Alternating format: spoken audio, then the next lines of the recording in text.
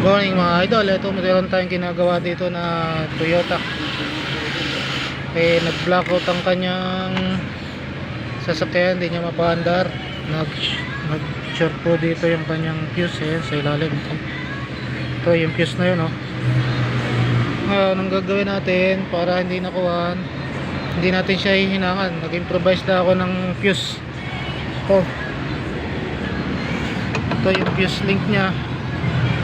Pinutol ko lang, hihinang ko lang dito sa magkabilang dulo nito para kung sakali magkaroon mo ng problema si sir, ito lang ang puputok na fuse.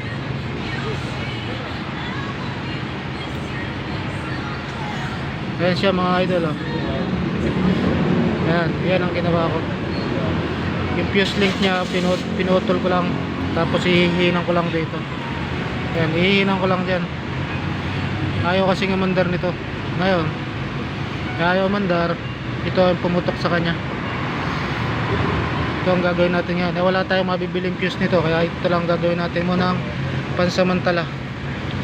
Kasi pag bibili ka nito, buo nito bibilin mo sa mismong Toyota, o kaya kung meron kang makikita sa surplusan online, pwede rin.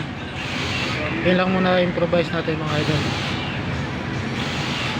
Antay lang natin para malaman natin kung under siya.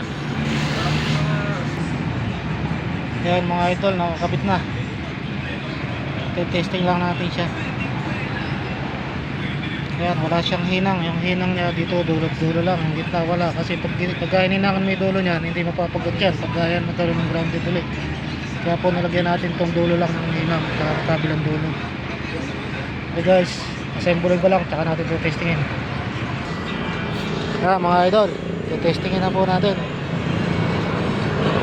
Ikabit natin yung fuse.